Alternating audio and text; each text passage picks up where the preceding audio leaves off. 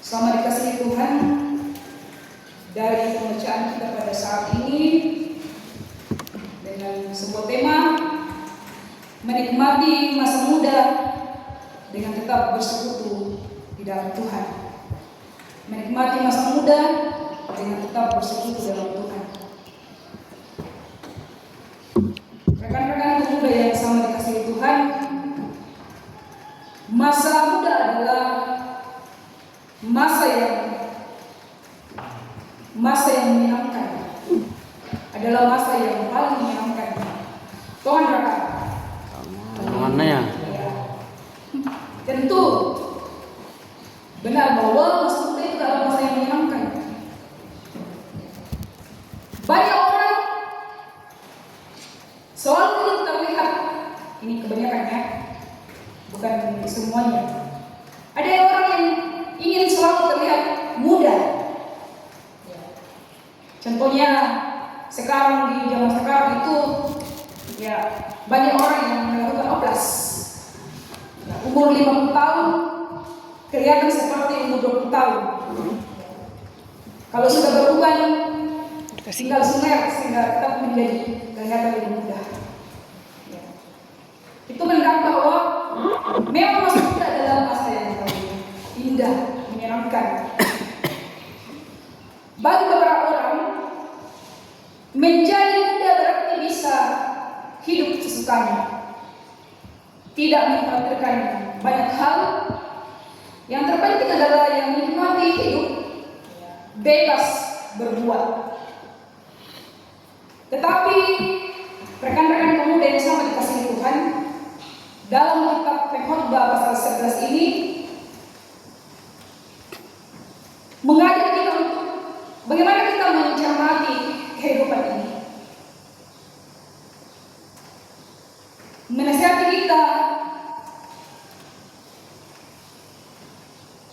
untuk menjalani hidup dengan penuh sukacita.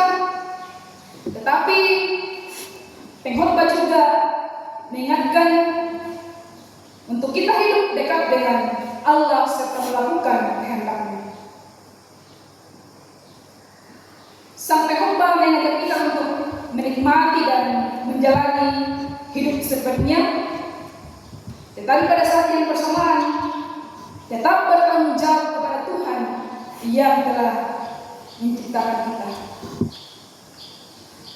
Jangan sampai keterpurukan di masa muda menjadi penyesalan yang mendalam di masa tua, sehingga ketika sudah tua nanti dikompromi. Hai, seandainya saya dulu begitu waktu muda, mungkin kayak saya tidak seperti ini sekarang. Jangan sampai itu yang kita katakan ketika kita sudah tua nantinya. Nah, rekan-rekan pemuda yang sama dikasihi Tuhan, bagaimana caranya menjalani hidup dengan tetap menikmati masa muda kita dengan bersukacita, namun tetap bersekutu di dalam Tuhan? Yang pertama adalah gunakan waktu dengan penuh makna. Artinya memanfaatkan masa muda untuk kegiatan yang membangun, mengembangkan potensi dan melayani orang lain. Misalkan, contohnya seperti ini ketika ada persekutuan, kita aktif di dalamnya. Itu membangun kehidupan rohani kita, mengembangkan potensi, kemampuan yang ada pada diri kita. Itu lebih bagus dibandingkan membuang waktu untuk hal yang tidak berguna. Misalkan sepanjang hari kita hanya pegang terus HP di dalam kamar. Itu kan sebetulnya hal-hal yang tidak berguna, apalagi kalau bukan sesuatu yang berguna kita lakukan. Yang kedua, kembangkan hubungan dengan Tuhan. Kembangkan kebiasaan berdoa, membaca Alkitab, mengikuti ibadah sejak muda untuk membangun fondasi rohani yang kuat. Kalau selama ini biasa si mama bangun tidak berdoa, atau bangun tidak pernah mengucap syukur, makan tidak pernah berdoa kepada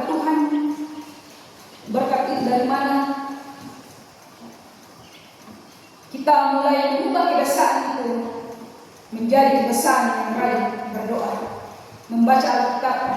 Ya.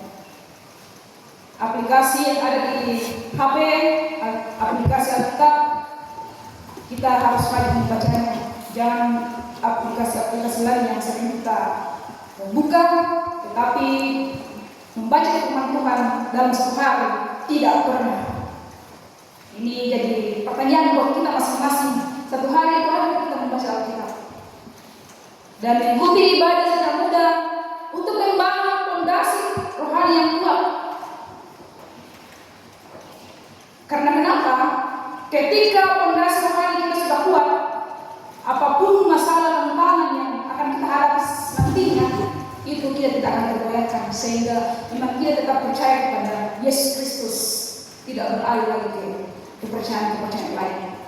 Ketika kita sudah membangun fondasi rohani yang kuat.